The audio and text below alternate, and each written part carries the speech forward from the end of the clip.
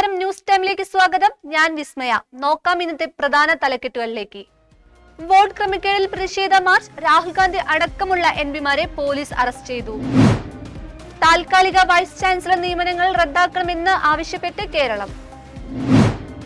School വിദ്യാർത്ഥികളെ സംരംഭരാക്കാൻ SUV. വനിതാ ഏകദിന ലോകകപ്പ് ട്രോഫി ടൂറിന് മുംബൈയിൽ തുടക്കം. വാർത്തകൾ വിശദമായി. വോട്ട് ക്രമക്കേടിൽ പ്രതിഷേധിച്ച് കേന്ദ്ര കമ്മീഷന്റെ ഓഫീസിലേക്ക് മാർച്ച് നടത്തിയ പ്രതിപക്ഷ എംപിമാരെ പോലീസ് അറസ്റ്റ് ചെയ്തു. രാഹുൽ ഗാന്ധി, പ്രിയങ്ക ഗാന്ധി അടക്കമുള്ള നേതാക്കളെയാണ് പോലീസ് അറസ്റ്റ് ചെയ്ത് നീക്കിയത്. പോലീസ് മാർച്ച് തടഞ്ഞതിനെതിരെയാണ് എംപിമാർ റോഡിൽ കുത്തിയിരുന്ന് പ്രതിഷേധിച്ചത്. സാങ്കേതിക സർവകലാശാലയിലും ഡിജിറ്റൽ സർവകലാശാലയും താൽക്കാലിക വൈസ് ചാൻസലറിനെ നിയമിച്ച ഗവർണറുടെ നടപടിക്കെതിരെ കേരളം സുപ്രീം കോടതിയെ സമീപിച്ചു.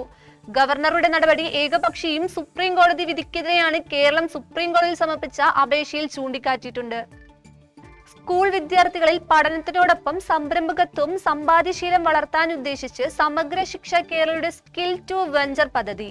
കൂൺ കൃഷി ഉൾപ്പെടെ ഡ്രോൺ സർവീസ് വരെ നീളുന്നതാണ് വിദ്യാർത്ഥികളുടെ സംരംഭങ്ങൾ.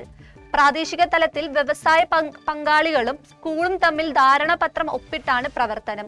ലോകബാങ്ക് സ്റ്റാർസ് പദ്ധതിയിൽ ഉൾപ്പെടുന്നതാണ് സംരംഭകത്വ പരിശീലനം. കായിക വാർത്തകൾ.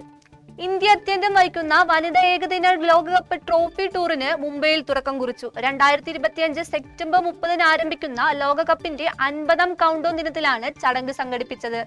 വനിതാ ലോകകപ്പ് കിരീടത്തിനായുള്ള രാജ്യത്തിന്റെ നീണ്ട കാത്തിരിപ്പ് അവസാനിപ്പിക്കാൻ തന്റെ ടീം സജ്ജമാണെന്ന് ക്യാപ്റ്റൻ ഹർമൻപ്രീത് കൗർ പറഞ്ഞു. പ്രധാന വാർത്തകൾ ഒരിക്കൽ കൂടി. വോട്ട് ക്രമക്കേടിൽ പ്രതിഷേധ മാർച്ച്, രാഹുൽ ഗാന്ധി അടക്കമുള്ള എംപിമാരെ പോലീസ് അറസ്റ്റ് ചെയ്തു. താൽക്കാലിക വൈസ് ചാൻസലർ നിയമനങ്ങൾ റദ്ദാക്കണമെന്ന് ആവശ്യപ്പെട്ട് കേരളം. സ്കൂൾ വിദ്യാർത്ഥികളെ സംരംഭരാക്കാൻ SUV. വനിതാ ഏകദിന ലോകകപ്പ് ട്രോഫി ടൂറിന് മുംബൈയിൽ തുടക്കം. ഇതോടെ ഈ വാർത്താ ബുള്ളറ്റിൻ പൂർണ്ണമാകുന്നു. നമസ്കാരം.